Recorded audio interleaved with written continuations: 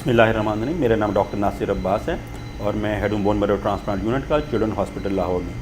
हमने अपनी पिछली वीडियो में बात की थी थैलेसीमिया के मुतालिक और हमने ये बताया था कि अब वो दिन गुजर गए कि जब ये कहा जाता है कि थैलेसीमिया नाकाबिल इलाज है।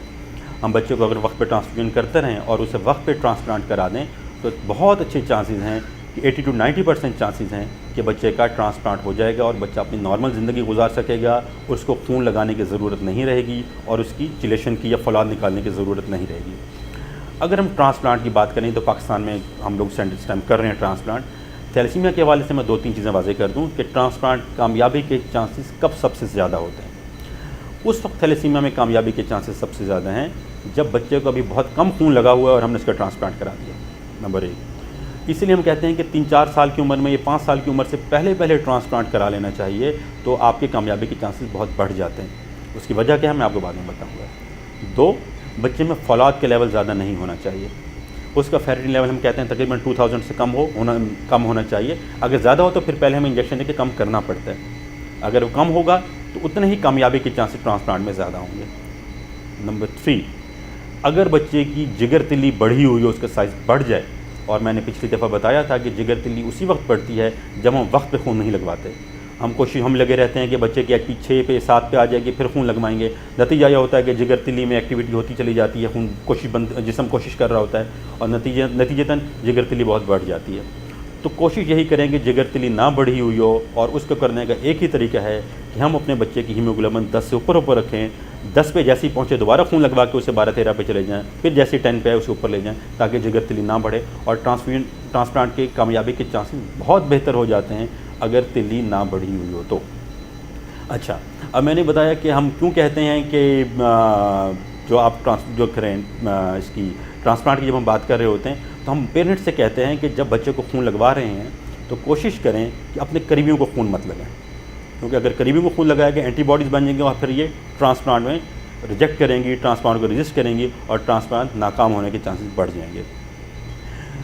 जल्दी उम्र की हम बात इसलिए करते हैं कि बच्चों का जल्दी से जल्दी ट्रांसप्लांट कराया जाए, क्योंकि जितना वक्त बढ़ता चला जाएगा उतनी ट्रांसफ्यूजन ज़्यादा उसकी लग चुकी होगी, उतने उसको ज़्यादा चांसेस हैं कि हेपेटाइटिस बी, सी, HIV या कोई और इन्फेक्शन होगा, उतना उसमें फौलाद के लेवल ज़्यादा होगा, उतना उसमें एंटीबॉडीज़ के लेवल ज़्यादा होगा, इसलिए ट्रांसप्लांट रिजेक्ट हो जाता है। तो मुख्तसरन ये कि सबसे पहले बच्चे को अभी चंद पहले साल में हो आप प्लान कर लें ट्रांसप्लांट का।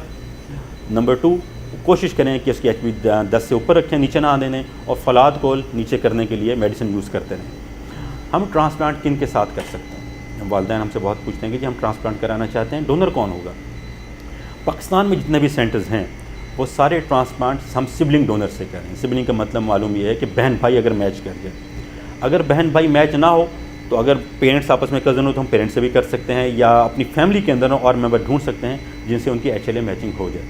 हमारे पाकिस्तान में कुछ सेंटर्स हैं जो कि हाफ मैच ट्रांसप्लांट भी करें कि फुल मैच नहीं भी है तो पेरेंट्स से ट्रांसप्लांट कर लिया जाए, मगर कामयाबी के चांसेस थोड़े कम हो जाते हैं। अगर वो बहन भाई मैच कर दिए तो कामयाबी के चांसेस सबसे ज़्यादा हैं। एक और सवाल जो पेरेंट्स के जहन में होता है और वो हमसे आके सबसे सवाल ये पूछते हैं कि डॉक्टर साहब ये बताइए कि जो डोनर देगा उसको तो कोई नुकसान नहीं होगा। तो मैं वाज़ेह कर दूं कि ये बोन मैरो ट्रांसप्लांट कोई जिगर या तिल्ली की जिगर की तरह या गुर्दे की तरह का ट्रांसप्लांट नहीं है कि हम उसमें से काट लेंगे, उसमें से एक गुर्दा रह जाता है, या जिगर हम काट लेंगे उसमें से आधा जिगर हो जाएगा। नो, जस्ट लाइक ब्लड की तरह है।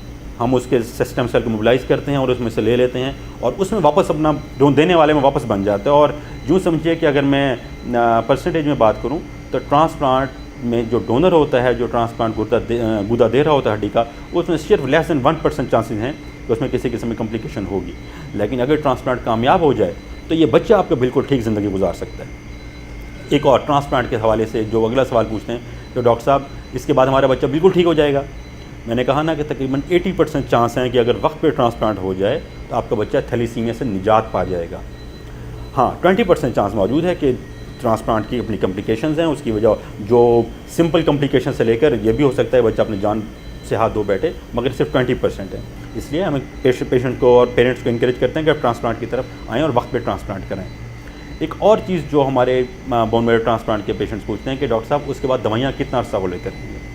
ये डिपेंड करता है कि डोनर कौन था। अमूमन 1 साल तक हम मेडिसिन देते रहते हैं ये देखने के लिए कि उसका इम्यून सिस्टम सप्रेस रहे। और उस दौरान जब वो बच्चा 1 साल में ट्रीटमेंट ले रहा होता है, हम उसे बहुत एहतियात का मशवरा देते हैं कि वो बाहर ज़्यादा ना निकले, इन्फेक्शन से बचा रहे, चीज़ों से बचा रहे, ताकि उसको किसी किस्म का इन्फेक्शन ना हो इम्यूनोसप्रेशन के ऊपर। 1 साल के बाद अमूमन इम्यूनोसप्रेशन बंद कर दिए जाते हैं और उसके बाद बच्चा अपनी नॉर्मल रूटीन में चला जाता है, स्कूल जाना शुरू कर दे और नॉर्मल ज़िंदगी गुजारना शुरू कर दे। अगला सवाल पेरेंट्स का होता है कि डॉक्टर साहब क्या ये बीमारी वापस आ सकती है? यस, 10% चांसेस मौजूद हैं कि अगर हम ट्रांसप्लांट कर भी देंगे तो ये बीमारी वापस पलट के आ जाए। ये 10%, मगर मैंने कहा ना 70-80% चांस है कि आपके बच्चा बिल्कुल ठीक होगा। एक और सवाल जो बहुत कॉमन पूछते हैं पेरेंट्स कि डॉक्टर साहब जब हम ट्रांसप्लांट करा लेते हैं, वो कर लेते हैं, उसके बावजूद हम अपने बच्चों को कितने दिन अंदर रखते हैं? मैंने पहले भी बताया कि उसकी वजह ये होती है कि हम जो दवाइयाँ दे रहे होते हैं उसकी वजह से बच्चों को क़ुव्वत मुदाफ़त बहुत कम हुई होती है, वो इर्द गिर्द से इन्फेक्शन पकड़ सकते हैं, इसलिए मजबूरन हमें उनको किसी एक जगह पे रखना पड़ता है 4-6 महीने के लिए। और जब वो इस फेज़ से गुजर जाते हैं तो अपनी नॉर्मल ज़िंदगी गुजारना शुरू कर देते हैं। गवर्नमेंट सेक्टर मौजूद है जहाँ पे ट्रांसप्लांट हो रहा है, प्राइवेट सेक्टर मौजूद जहाँ पे ट्रांसप्लांट हो रहा है। तो थैलेसीमिया के बच्चों के लिए मेरा और उनके पेरेंट्स के लिए मेरा एक ही पैगाम है, हिम्मत करें, हम सारे आपके साथ हैं, हम लोग आपके साथ हैं। वक्त पे ट्रांसफ्यूजन कराएं, अपनी HB को 10 से ऊपर रखें, बच्चे के फौलाद को लेवल को कम रखें, उसकी तिली जिगर को ना बढ़ने दें और उसका ट्रांसप्लांट प्लान करें। और यही एक रास्ता है जिससे आपका बच्चा इंशाल्लाह एक नॉर्मल ज़िंदगी गुजार सकेगा। Thank you.